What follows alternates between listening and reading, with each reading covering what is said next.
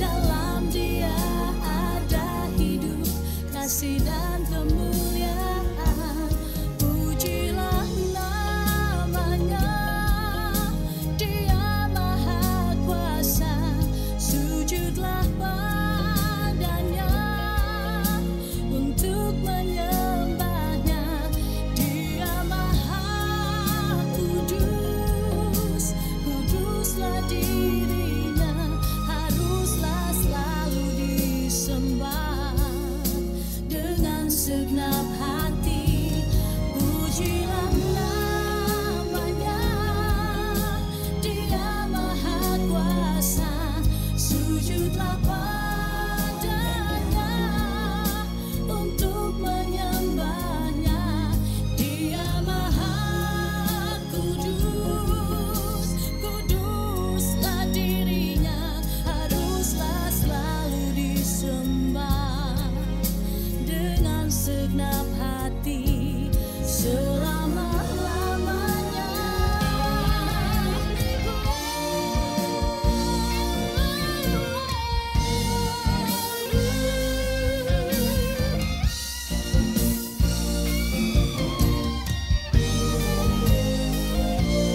Pujilah namanya, Dia maha kuasa.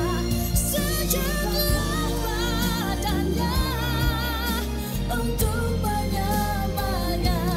Dia maha kudus, kuduslah dirinya, haruslah selalu disembah dengan segenap hati. Sahabat RPK, demikian tadi sebuah pujian oleh Sandy Bolang dengan judul Cukup Bagiku. Pujian ini juga bisa kembali didengarkan di media platform digital favorit sahabat RPK. Selama-lamanya.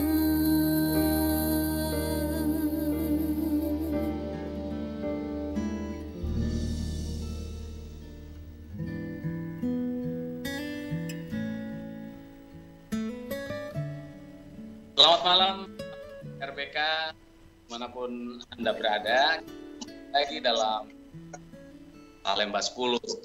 Di kesempatan malam hari ini, hari Sabtu 17 Juli 2021. Anda yang bisa mendengarkan kami lewat langsung saluran kami ya, tentu saja di RPK FM 96,3 ya. Betul ya? Oke, semoga sehat semua dan lewat channel YouTube di Radio RPK. Anda juga bisa mendengarkan siaran Salemba 10 ini. Dan malam hari ini siaran Salemba 10 yang memang kerjasama Persekutuan Gereja-Gereja di Indonesia dengan Radio Pelita Kasih ini menghadirkan tema-tema yang menarik buat kita bisa ikuti. Nah, malam hari ini temanya juga menarik, yaitu persoalan anak atau dinamika anak dalam masa pandemi ini dan juga menyambut Hari Anak Nasional yang jatuh pada tanggal 23 Juli mendatang. Apa sih yang dikerjakan oleh PGI dalam hari ini, Biro Perempuan dan Anak, dan lembaga-lembaga mitra lainnya? Nah, ini juga patut diketahui gitu ya. Apa tindakan, apa gerak, apa kerja layan yang dilakukan oleh Persekutuan Gereja-Gereja Indonesia yang berkaitan dengan anak. Malam hari ini lewat aplikasi Skype kita bisa bertemu tatap muka karena memang kondisinya masih PPKM, agak sulit untuk datang ke studio, tapi kita masih bisa bertemu, sahabat RPK. Saya akan memperkenalkan dulu malam hari ini tamu kita di Salemba 10 ada Kak Rida. Kak Rida ini pelaksana tugas Kepala Biro Perempuan dan Anak Persekutuan Gereja-Gereja Indonesia. Selamat malam Kak Rida, apa kabar? Selamat malam Bang Philip, baik, kabarnya baik-baik. Selamat malam juga sahabat RPK yang terkasih yang sedang berada di rumah tentunya ya. Ya, terima kasih. Lalu tamu berikutnya ada Kak Yeni dari Jaringan Pelayanan Anak atau JPA. Selamat malam Kak Yeni, apa kabar? Selamat malam Bang Philip, selamat malam Kak Rida. Malam Puji Kak Tuhan Yeni. kabar Selamat baik. malam Mbak. Selamat malam sahabat RPK, juga sahabat Salemba 10. Semoga semua dalam keadaan sehat. Nah, itu yang kita harapkan. Sehat ya. Iya. Baik Puji sahabat, Tuhan, amin. juga bisa mengikuti kegiatan ini.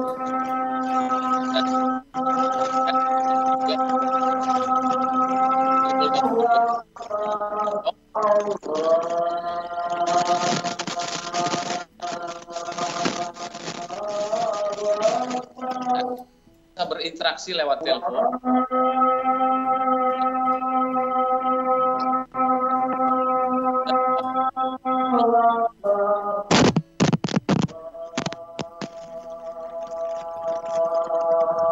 Baik. Boleh cerita? Nggak kedengeran gue.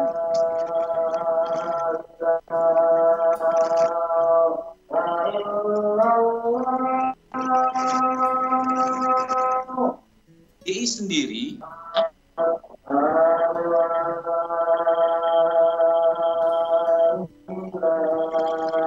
Baik Bang Philip, saya mau jelaskan yang sudah dilakukan PGI dalam rangka Hari Anak Nasional. Ada beberapa hal ya, jadi kita bekerja sama dengan jaringan pelayanan Kristen di Jakarta maupun di luar Jakarta, termasuk GPAB, JPA, JKLPK, Yayasan Mual Hafistaran, ya, KDN dan Yayasan Yapentra ya dari Medan. Kita melakukan gerak bersama dalam mengkampanyekan Hari Anak Nasional, dan kita telah melakukan 2 serial webinar ya. Yang pertama kita bicara tentang pembelajaran jarak jauh, sama nggak sih dengan Merdeka Belajar. Lalu serial kedua yang paling menarik ya, baru minggu ini tanggal 15 Juli kemarin, itu tentang bagaimana membuat internet yang sehat kepada anak gitu ya. Jadi saat itu para peserta webinar cukup antusias saya lihat, karena memang kedua konten ini sangat kontekstual kepada kondisi anak-anak kita sekarang di masa pandemi dan juga pada keluarga. Lalu mungkin kita masih ada serial berikutnya, kita akan melakukan bicara tentang melindungi dan merawat anak dalam masa pandemi. Itu kita lakukan pada hari Senin ya Kak Yeni ya. Lalu pada hari H nanti kita akan menghadirkan juga narasumber yang tidak kalah hebatnya, dan juga akan bisa berinteraksi langsung Bang Benny Bang Philip kepada anak kita dan juga kepada keluarga. Nanti kita juga menghadirkan anak-anak dari berbagai wilayah untuk menampilkan kreasi mereka, dan kita juga akan mendengarkan sharing dari masing-masing anak positif dan negatif mereka selama PJJ ini ya. Karena menurut saya setiap wilayah atau setiap anak pasti mengalami hambatan dan success story yang berbeda-beda ya. Ketika PJJ diberlakukan, yang terjadi kan anak-anak harus mandiri dan langsung harus bisa menggunakan gadget, langsung harus bisa Zoom meeting.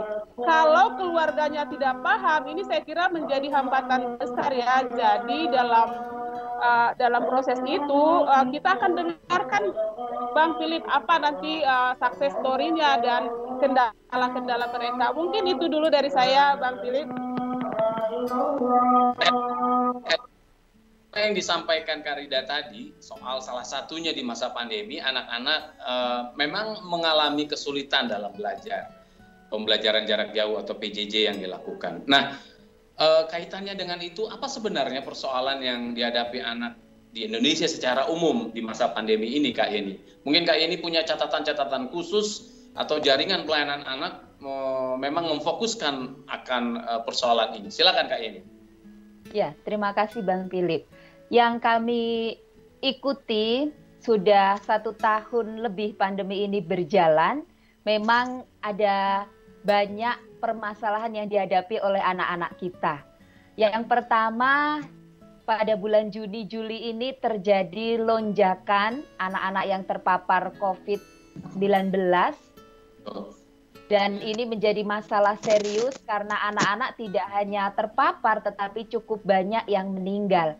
Ini tentu menjadi catatan khusus yang perlu kita perhatikan bagaimana kita bersama bisa terlibat untuk menolong anak-anak kita dari sisi kesehatan. Dan tadi Kak Rida sudah menjelaskan juga bahwa pada Senin nanti kita akan bahas khusus masalah ini. Kemudian tentunya juga sesuai dengan yang sudah dilakukan oleh Pokja Anak PGI, webinar yang pertama terkait dengan ragam permasalahan pendidikan anak ya, diberlakukannya PJJ dan itu berdampak kepada banyak sekali sisi kehidupan anak, misalnya anak menjadi bosan, anak kurang tertarik lagi untuk belajar, belum lagi masalah lainnya yaitu gadget, anak-anak terpapar oleh penggunaan gadget yang sulit juga diatasi oleh orang tuanya.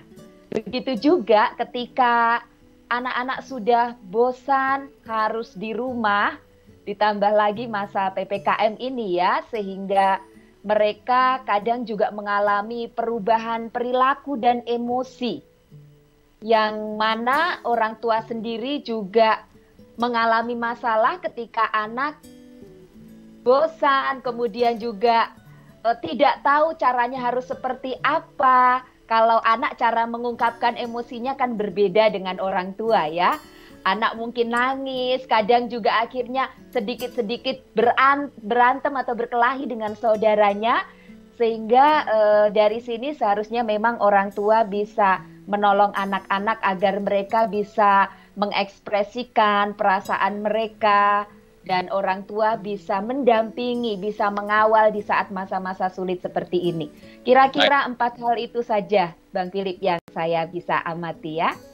Oke, terima kasih Kak Yeni dan Kak Rida. Untuk sementara kita break dulu dan Anda sahabat RPK bisa menghubungi kami baik lewat telepon di 8444 021 8044 atau lewat SMS atau WA di 0815 1800 444. Baik di YouTube chat juga Anda bisa memberikan pertanyaan. Kita akan kembali setelah jeda berikut.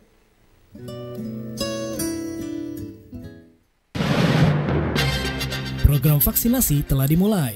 Apa yang harus dipersiapkan warga masyarakat? Berikut Presiden Republik Indonesia Insinyur Joko Widodo pasca penyuntikan perdana vaksinasi di Istana Merdeka. Assalamualaikum warahmatullahi wabarakatuh. Salam sejahtera bagi kita semuanya. Om Swastiastu, Namo Buddhaya, salam kebajikan. Meskipun telah dilaksanakan vaksinasi, saya ingin mengingatkan kembali tentang pentingnya disiplin terhadap protokol kesehatan. Ini tetap terus kita lakukan. Memakai masker, mencuci tangan, menjaga jarak, dan menghindari kerumunan. Wassalamualaikum warahmatullahi wabarakatuh. Iklan layanan masyarakat ini dipersembahkan oleh 96,3 RPK FM Jakarta. Hey, baru dari kegiatan di luar rumah? Ingat, langsung mandi ya, dan langsung juga dicuci bajunya. 96.3 Antara 10 program ini antara Persekutuan Gereja-Gereja di Indonesia dengan Radio RPK, Radio Pelita Kasih. Sekali lagi untuk Anda yang barangkali ingin berinteraksi bersama kami di tema kali ini, silakan saja bisa menghubungi kami di 021 8444 atau lewat WhatsApp di 0815 1800 444. Narasumber di malam hari ini masih 2 orang, Kak Rida Damanik dari Biro Perempuan Anak PGI dan Kak Yeni dari JPA, Jaringan Pelayanan Anak. Nah, di kesempatan malam hari ini saya ke Kak Rida lagi. Soal pembelajaran jarak jauh memang masih menjadi persoalan buat banyak anak dan juga banyak orang tua begitu ya. Nah, bagaimana Biro Perempuan dan Anak PGI melihatnya, seperti apa sih PJJ ini? dari mungkin masukan-masukan pokja-pokja atau sinode-sinode di 91 sinode di PGI tentang persoalan ini. Apakah memang ada laporan dari daerah-daerah soal kendala PJJ ini dan apa yang dilakukan kemudian oleh Biro Perempuan Anak ini? Silakan Kak Rida.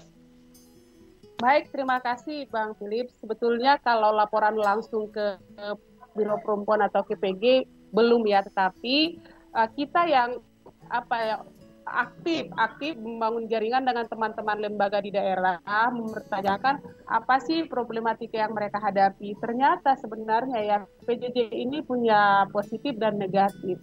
Kendala yang paling utama sebenarnya dari PJJ ini adalah akses internet ya. Jadi karena Indonesia itu sangat luas ya, 34 provinsi, ada di kepulauan terpencil, dan ada di perkotaan, di pedesaan, dan semua itu kan ragam iklim dan cuaca nggak selalu baik. Jadi itu kan menjadi tantangan mereka.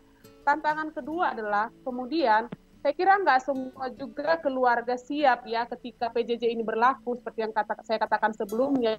Belum tentu juga keluarga tahu membuka Zoom gitu, atau dia sama sekali nggak punya handphone ataupun HP. Kalaupun ada handphone atau HP, belum tentu juga listriknya selalu on ya, atau dia mati-mati hidup, atau memang mereka harus punya genset lagi gitu. Jadi itu salah satu persoalan besar. Oke lah, kalau di kota-kota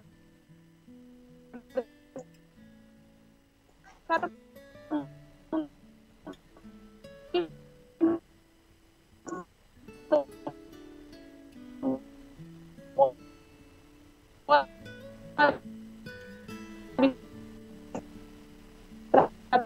agak akses tidak mengikuti kurikulum 2013, jadi harus ada kurikulum mandiri yang dibuat oleh sekolah yang mempermudah anak mengaksesnya gitu. Jadi tidak lagi anak-anak jadi stres, atau karena sekarang kan posisinya ada di rumah, jadi kan ini beban kepada ibu, ayah, kakak, nenek, tante, om gitu ya, kalau yang ada di rumah itu.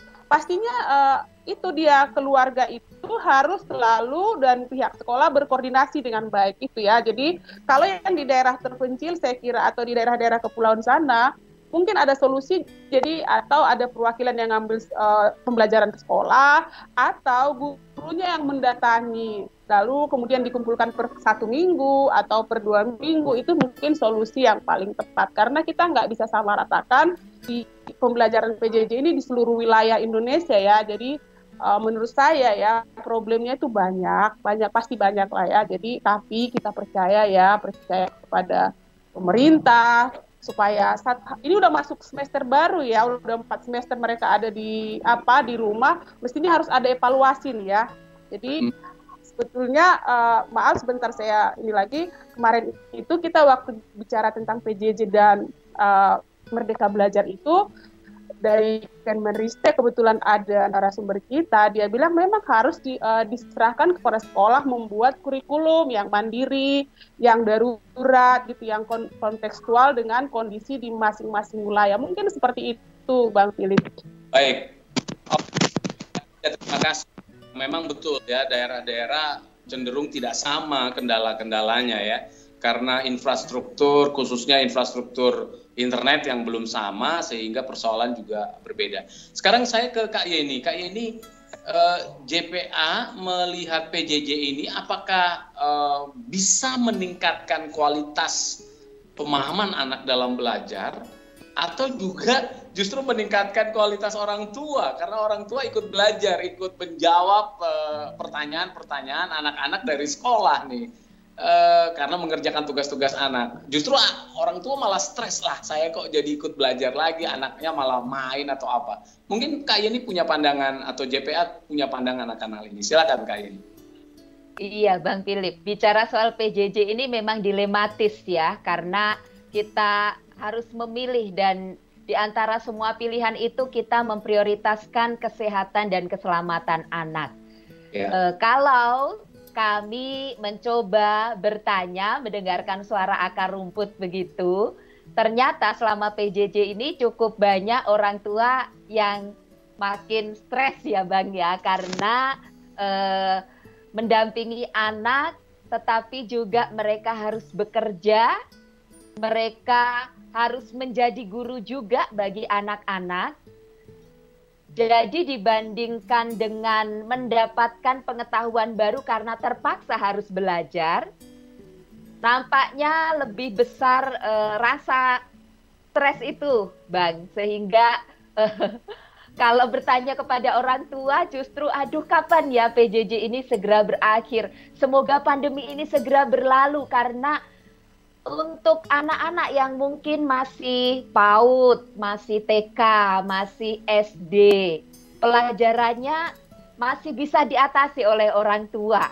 Tapi kalau tingkatnya sudah SMP, SMA, aduh, mata pelajaran matematika, kimia itu sudah tidak terjangkau lagi seperti itu. Jadi kalaupun orang tua kembali belajar itu karena terpaksa. Itu suara-suara yang disampaikan oleh para orang tua sehingga mungkin dalam mengawal, dalam mendampingi anak-anak mengikuti PJJ, responnya tidak jauh beda dengan Tante Lala ya, yang sempat ngetren itu ya Kak Rida ya. Jadi sedikit-sedikit meninggi nadanya pada saat mendampingi anak-anak belajar. Seperti itu Bang Philip. Ya, jadi secara kualitas anak juga kalau orang tua ambil rapot sebenarnya ya nilainya mungkin meningkat gitu ya. Tetapi cara pemahaman anak ketika belajar juga konsentrasinya agak berkurang ya. Kak Rida atau Kak Yeni bisa menjelaskan pendek sebelum kita break ini. Silakan. Ya, kalau menurut saya memang PJJ ini lebih baik kita fokus pada pembangunan karakter. Artinya, meskipun nilai anak-anak bisa turun, itu tidak jadi masalah. Yang penting kita ajarkan nilai-nilai kejujuran, disiplin kepada anak-anak, itu jauh lebih penting ketimbang bagaimana supaya anak saya juara misalnya, bagaimana supaya nilai akademisnya meningkat. Tapi justru yang mengerjakan adalah orang tua. Jadi lebih baik kita fokus kepada bagaimana tetap membangun karakter anak di masa PJJ ini. Mungkin ditambahkan Kak Rida. Silakan. Ya betul. Jadi memang benar yang disampaikan oleh Kak Yeni adalah membangun karakter. Tapi selain membangun karakter sebenarnya ini adalah kesempatan orang tua loh untuk bersama anak. Bisa bersama gitu ya, belajar bersama, makan siang bersama, yang dulu itu hilang. Kalau bapak ibunya dulu bekerja, berangkat jam 6 pagi, datangnya jam 8 malam, kan tidak ketemu nih. Jadi ini adalah satu di mana kondisi yang sangat berharga kepada keluarga, kepada anak ibu dan keluarga, untuk membangun komunikasi yang baik ya. Jadi disitulah dia untuk mempersiapkan masa depan anaknya pun bisa disitu dilakukan ya. Jadi ketika ada di rumah bersama, mereka boleh saling curhat ya, atau bisa bermain bersama, atau memasak. Jadi mereka bisa saling bertanya tuh. Disitulah dia dibentuk juga karakter kemandiriannya ya. Dia jadi semakin mandiri dan dia belajar menghargai orang tua, belajar menghargai orang yang ada di sekelilingnya, itu penting juga. Jadi selain yang disampaikan Kak Yeni, ini adalah kesempatan emas bagi orang tua. Jadi pandemi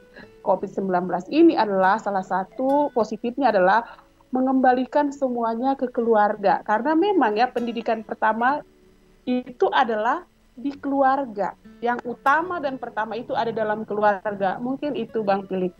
Iya, karena masih ada waktu berapa menit sebelum kita jeda, Kak Yeni atau Kak Rida barangkali bisa menjelaskan, adakah sebenarnya sebuah riset begitu ya, bagaimana anak-anak di masa pandemi ini dinamikanya, apakah memang mereka cenderung sudah boleh dibilang apa ya, depresi kali, karena nggak ketemu teman-teman, nggak ketemu guru yang biasanya bisa bermain sambil bersama teman-teman di sekolah ketika istirahat, atau memang mungkin ada riset kecil-kecilan barangkali dari JPA atau dari Biro Perempuan Anak PGI tentang apa yang dihadapi anak secara psikologi barangkali, karena sudah lebih dari setahun harus belajar di rumah.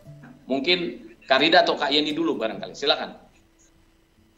Kalau misalnya tentang riset itu memang kita tidak melakukan, lagi-lagi kita berkoordinasi ya. Jadi saya berkoordinasi dengan KPPPA, lalu dengan saya melihat datanya KPAI, yang terjadi justru ya ada anak putus sekolah, kemudian ada anak menikah ya, mereka Jadi sebenarnya kalau hasil penelitiannya KPPPA itu angka perkawinan anak selama PJJ ini meningkat. Lalu angka putus sekolah bahkan menjadi pekerja anak. Saya kira itu semua adalah hasil dari frustasi ya. Mereka sudah mulai mengalami kejenuhan. Kemudian gadget yang di tangan mereka, saya nggak tahu apakah orang tuanya setiap waktu mengontrol atau tidak. Itu kan membuka peluang untuk mereka bisa berngobrol sepanjang hari dengan teman-teman yang lain. Dan sehingga bisa mereka memutuskan gitu ya. Jadi jadilah menikah di usia muda atau mereka putus sekolah karena memang pandemi ini kan sangat berdampak besar dengan ekonomi. Saya melihat PPKM kita diperpanjang, dunia usaha kan akan sebagian terpuruk. Di sana kan ada keluarga, ada bapak dan ibu anak-anak kita sendiri yang bekerja. Dampaknya adalah pertama kepada anak. Ya gimana sih kalau ibu dan bapaknya sudah tidak bekerja, anaknya yang pertama yang mendapatkan risiko dari semua kebijakan ini. Mungkin itu dari saya. Bang Philip. Iya, kalau kami sendiri survei secara resmi memang tidak melakukannya, Bang, tetapi sama seperti yang dilakukan oleh Kak Rida, kami mencoba mendengarkan suara dari teman-teman yang ada di daerah, misalnya di Banjarmasin, kemudian di Indonesia Timur, bahwa anak-anak memang selama PJJ khususnya mengalami perubahan emosi yang cukup signifikan ya, karena mereka tidak bisa bertemu dengan teman-temannya baik untuk bermain maupun untuk belajar, dan ini sangat mempengaruhi bagaimana anak-anak memiliki emosi yang labil. Baik, kita akan jeda dulu. Silakan di studio ya, nanti kita akan segera kembali.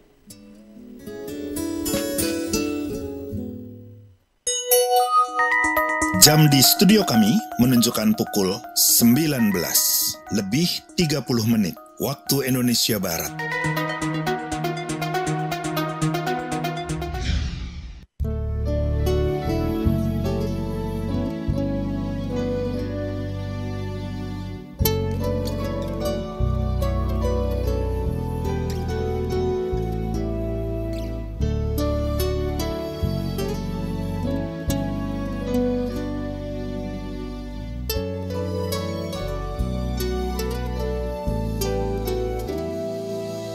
Sesuatu yang tak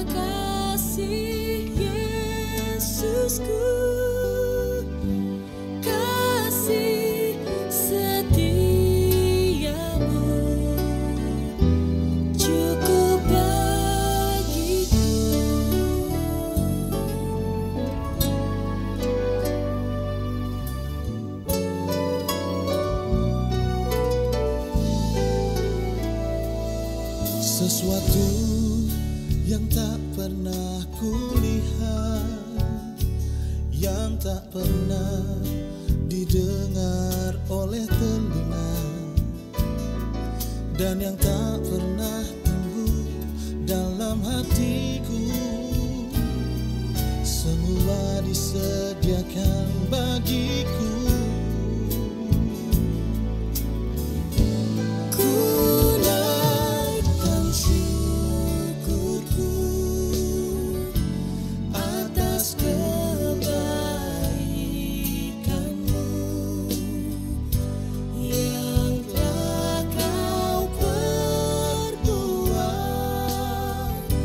Sungguh indah.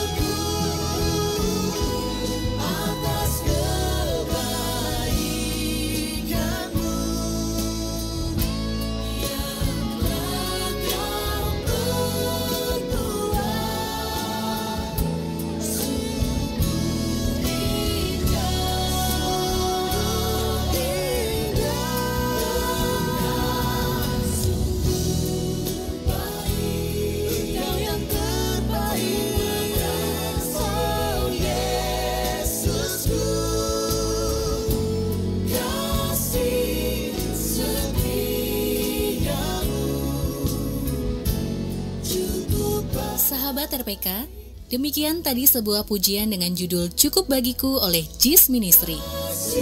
Pujian ini juga bisa kembali didengarkan di media platform digital favorit sahabat RPK. Cukup bagiku.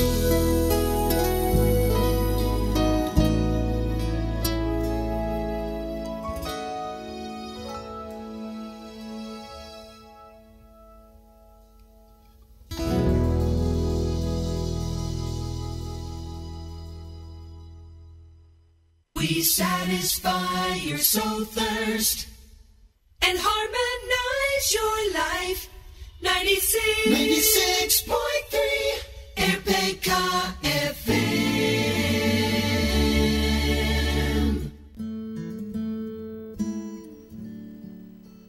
Dalam program Salemba 10 di 96,3 RPK FM, dan siaran ini bisa Anda dengarkan lewat streaming di www.radiopelitakasih.com atau lewat channel YouTube.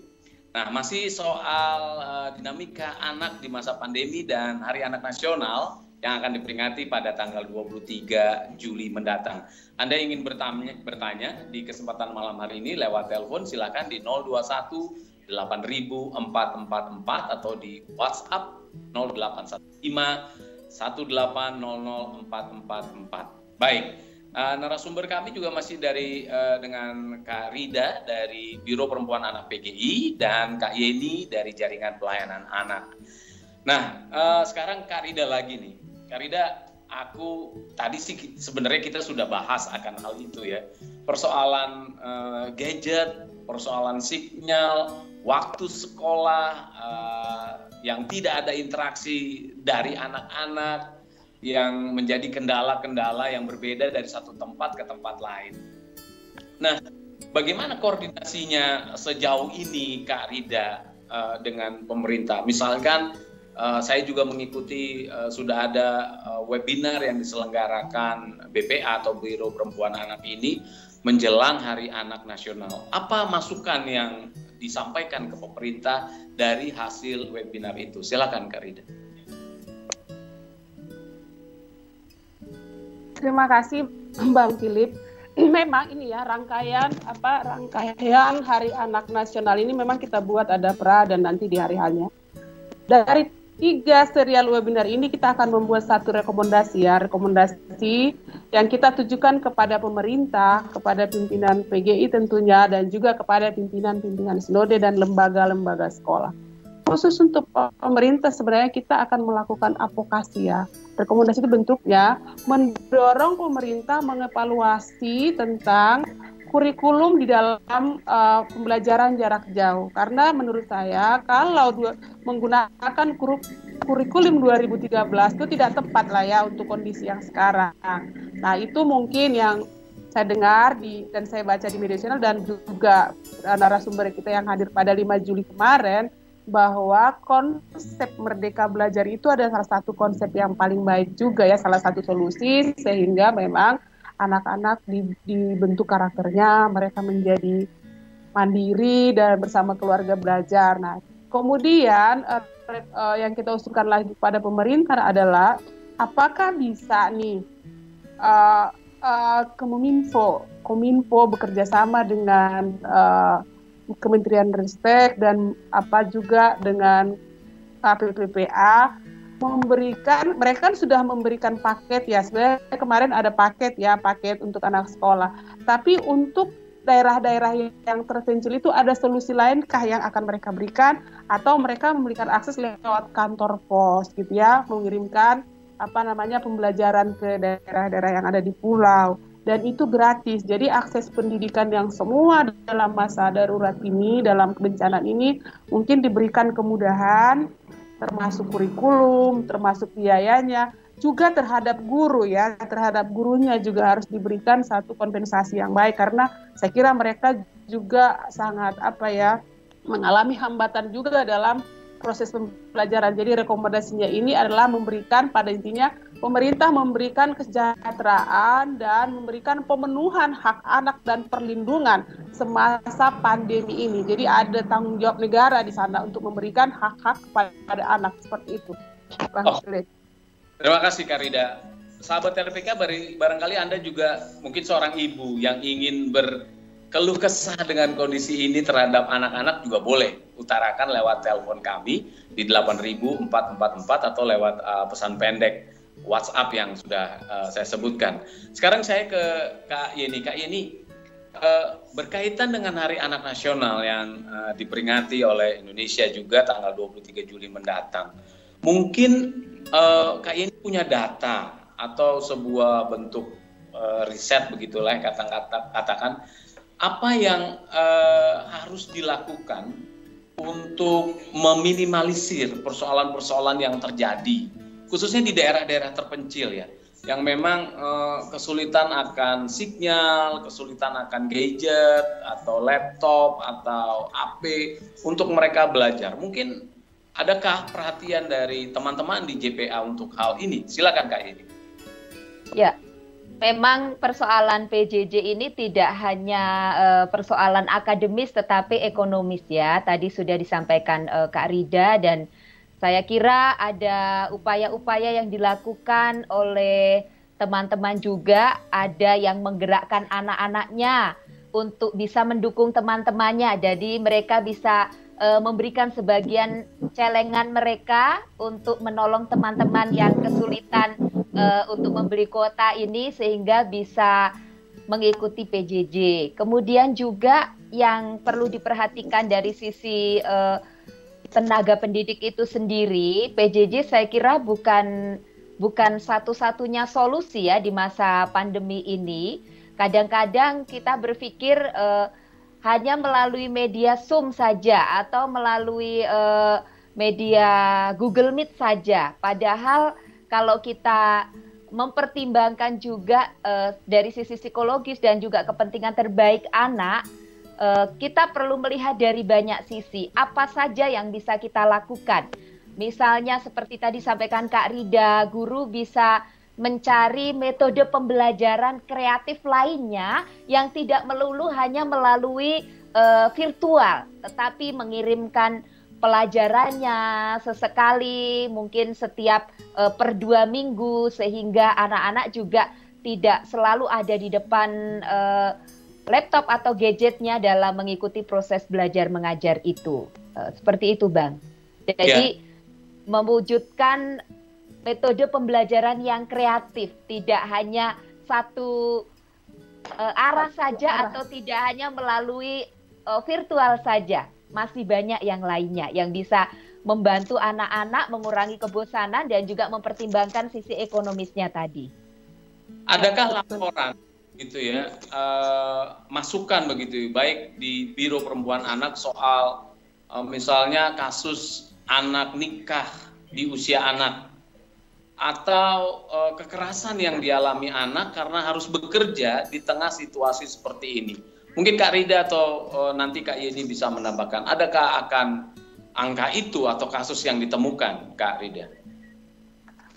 Lagi-lagi saya mengatakan kita kan PJJ kan tidak menerima laporan kasus by kasus ya. Kita sifatnya memfasilitasi, lebih memberikan kebijakan, mendorong gereja-gereja sebenarnya, mendorong gereja-gereja lebih proaktif melihat komunitasnya, jemaatnya, apakah ada anak-anak yang mengalami kekerasan selama pandemi di rumah.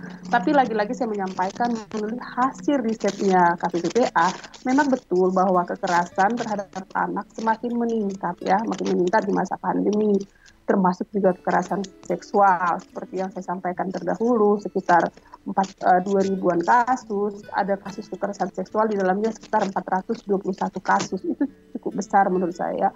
Kemudian kasus-kasus lain kan kita tidak bisa menilik langsung apa yang terjadi dalam rumah tangga, karena konsep orang kan itu my privacy gitu ya. Ini kan keluarga privacy buat saya. Tetapi kalau kita kembali kepada Undang-Undang Perlindungan Anak, bahwa anak saya bukan milik saya sendiri, anak saya adalah milik semua orang, milik tetangga, milik siapa saja. Kalau ketika saya melakukan kekerasan terhadap anak saya, tetangga saya, RT saya bisa melaporkan seperti itu ya.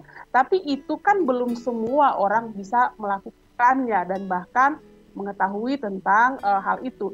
Jadi oleh sebab itu memang saya tahu bahwa yang ada data yang di hasil riset KPPPA itu belum seutuhnya, mungkin itu lebih besar lagi atau lebih kecil. Jadi saya merasa temuan-temuan kasustiknya secara langsung ada pasti ada di sekitar kekerasan secara verbal maupun fisik ya, psikologinya karena dia tertekan.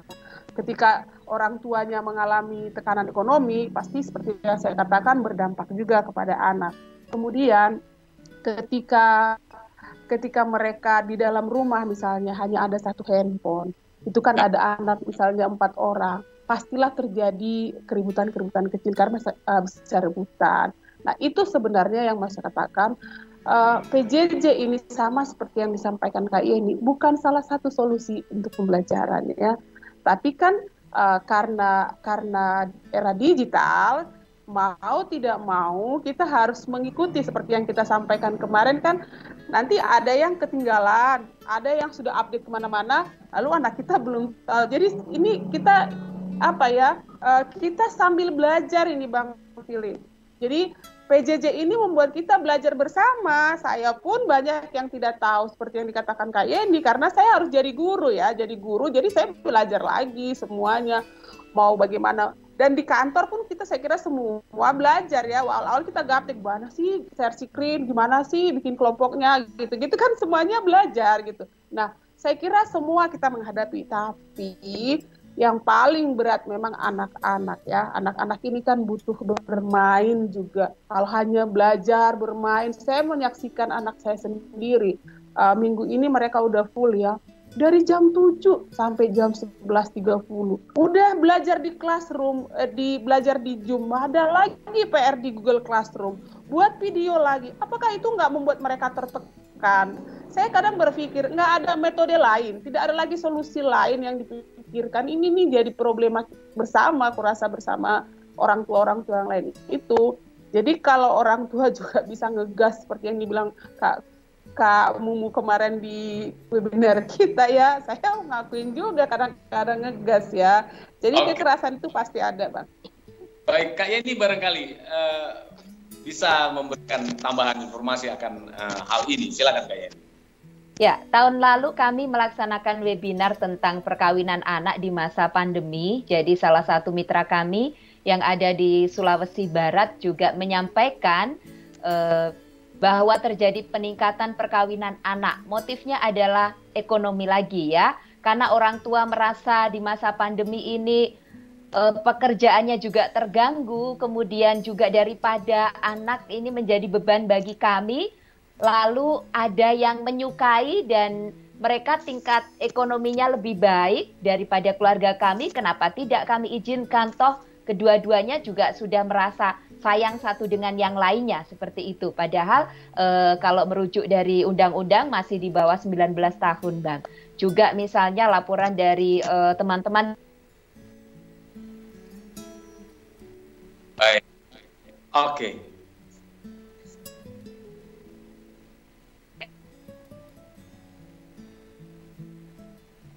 Oke. Baik, kita akan jeda kembali. Setelah itu di bagian akhir nanti mungkin bisa dijelaskan persiapan Hari Anak Nasional. Silakan, kita akan jeda, Mas Herman.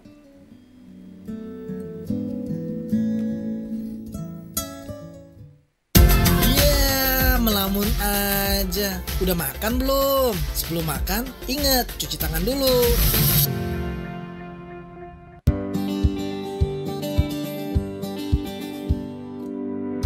Sahabat RPK, berbagai manfaat untuk diri Anda bisa dirasakan apabila berhenti merokok.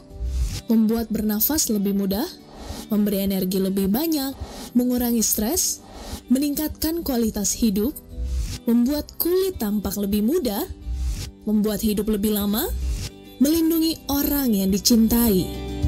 Gak percaya? Coba saja.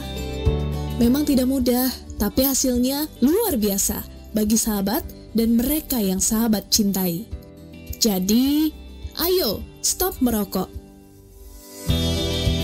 Iklan layanan masyarakat ini dipersembahkan oleh 96,3 RPK FM Jakarta.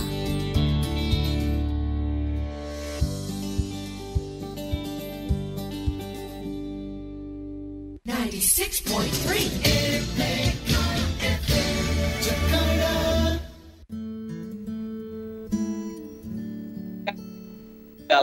program Salemba 10 yang hari Sabtu pukul 7 sampai pukul 8 atau pukul 19 sampai pukul 20 waktu Indonesia bagian Barat. Anda bisa langsung juga berinteraksi malam hari ini. Karida, Kak Yeni kayaknya ada gangguan sedikit ini, tapi nggak apa-apa. Coba Karida, pertanyaan berikutnya yang ingin saya tanyakan. Hari Anak Nasional itu tinggal beberapa hari ke depan, 23 Juli 2021. Selain webinar yang sudah dilaksanakan, mungkin kegiatan-kegiatan lainnya apa? Dan di hari hanya nanti, tanggal 23, apa yang juga akan dilakukan oleh PGI, khususnya dari Biro Perempuan Anak ini? Silakan, Kak Rida. Baik, terima kasih Bang Philip. Tadi saya sudah sampaikan untuk perannya, mungkin saya fokus kepada hari hanya ya. Karena tema Hari Anak Nasional kita adalah Anak Terlindungi Indonesia Maju. Halo Bang Philip. Ya, silakan. Masih. Anak Terlindungi Indonesia Maju, saya kira kita harus terkonek dengan temanya gitu. Jadi untuk Hari Anak Nasional tanggal 23 Juli ini kita sudah persiapkan beberapa acara ya. Nanti kita akan mendengarkan sharing dari anak-anak. Kemudian kita akan melihat video-video yang sudah dipersiapkan oleh beberapa lembaga-lembaga ya, dan anak-anak dari seluruh Indonesia ya. Dan juga tarian. Lagi-lagi saya mau katakan, nanti juga mereka akan diberikan kesempatan untuk langsung bertanya kepada pimpinan PGI, tentunya Ketua Umum, bisa juga kepada Sekum, bisa kepada Wasekumnya, dan juga kepada kakak-kakak yang ada ya di ruang Zoom nanti, termasuk ke Bang Philip juga boleh, Kak Yeni, Bang Beni, semua panitia. Pokoknya kita harus siap nih, karena ini adalah harinya anak, jadi kita harus memberikan ruang yang paling banyak kepada mereka. Kita nggak boleh memberikan kita yang paling banyak. Jadi karena ulang tahun anak, kita mungkin 20%, 80% porsinya mereka. Namanya juga Hari Anak ya, supaya kita tidak melupakan bahwa kita harus menghargai pendapat anak. Mungkin begitu, Bang Philip. Ya, tapi lagi saya mau ingat. Ya, di tanggal 2 ya, Kak Rida ya. Ya, nanti ada artis ya Kak Yeni, ada 2 orang akan hadir kayaknya. Betul, jadi, Kak Rida. Akan lebih meriah, akan meriah deh. Jangan sampai nggak ikutan ya. Nanti kita akan membagikan share-nya. Sahabat RPK, jangan lupa lah ikut bergabung. Kak Yeni, mungkin di kesempatan perayaan Hari Anak Nasional tahun 2021 ini, apa sebenarnya yang menjadi harapan begitu ya, mewakili jaringan pelayanan anak gitu ya dari berbagai mitranya. Mungkin ada hal-hal atau harapan yang ingin disampaikan khususnya bagi pemerintah, bagi masyarakat, bagi lembaga gereja atau lembaga-lembaga pemerhati anak lainnya. Silakan. Ya, sederhana saja Bang Philip, karena anak sudah berada di masa pandemi 1 tahun lebih, seperti yang dijelaskan Kak Rida, anak-anak yang paling menderita begitu ya dalam tanda kutip, meskipun orang tua juga punya pergumulan. Kami sangat berharap ini dimulai dari keluarga sebagai lembaga pertama yang ada di ring satunya anak-anak, agar di Hari Anak Nasional 23 nanti orang tua bisa memberikan surprise untuk anak-anaknya begitu ya. Mungkin berupa ucapan yang selama ini belum pernah dilakukan, atau ada kue ulang tahun khusus buat putra-putrinya, karena saya yakin ini akan memberikan semangat baru untuk anak-anak. Begitu juga dengan lembaga-lembaga seperti sekolah, saya berharap pun ada sesuatu yang dibuat secara meriah di Hari Anak ini sehingga bisa menyemangati anak-anak untuk belajar lebih baik lagi dari sebelumnya, karena mereka merasa mendapatkan perhatian khusus di hari istimewanya. Hanya itu saja Bang, jadi sederhana saja melalui sesuatu yang kelihatannya sederhana, tetapi itu pasti memberikan kesan bagi anak-anak di masa pandemi ini. Kak Rida, Biro Perempuan Anak sendiri dengan perayaan Hari Anak Nasional nanti tanggal 23, apa sebenarnya yang diharapkan? Apakah memang di masa pandemi ini kehidupan anak-anak memang lebih banyak dilakukan dengan keceriaan atau dengan tekanan atau dengan apa? Mungkin pandangan dari Kak Rida sebagai wakil dari PGI, khususnya Biro Perempuan dan Anak. Silakan. Bang, ini sama lah, hampir sama dengan Kak ini. Jadi aman dengan tema tahun 2020 ya, anak gembira di rumah. Itu dulu. Jadi kalau sudah anak gembira di rumah, orang tua gembira di rumah, harapannya mereka bisa lebih tenang ya, lebih tidak emosional. Lalu gereja ya, saya selalu lagi-lagi saya katakan fungsi gereja adalah memberikan seperti perlindungan gitu ya. Kalau boleh sih kalau di sekolah kan dia belajar sekolah minggu juga kan harus dilakukan terus kalau dia melalui Zoom. Jadi di situ harus ada pendekatan ya, memberikan penguatan ya secara teologi, memberikan mereka supaya jangan hopeless nih gitu ya. Diperkuatlah keimanannya seperti itu Bang Felix. Supaya jangan sampai ada yang stres berat ya. Itu harapannya. Jadi ciptakanlah gembira di rumah bersama keluarga. Oh. Jadi untuk anak-anak di Indonesia tetaplah bergembira, tetaplah melakukan meskipun belajar dengan online, dengan PJJ ini, tetap bersukacita, jangan kehilangan keceriaannya. Begitu ya kira-kira ya Kak Yeni dan Kak Rida ya? Iya. Oke, baik. Terima kasih untuk Kak Rida dari Biro Perempuan Anak PGI yang sudah hadir malam hari ini dalam program Salemba 10. Dan juga Kak Yeni dari Jaringan Pelayanan Anak yang juga sudah hadir memberikan paparan, memberikan penjelasan untuk kita semua. Sahabat RPK, sampai di sini acara Salemba 10 untuk kesempatan hari ini, Sabtu tanggal 17 Juli 2021. Saya Philip Artamon, pamit dan terima kasih. Kita akan jumpa lagi lain kesempatan. Tuhan berkati, selamat malam. Tuhan berkati, selamat malam.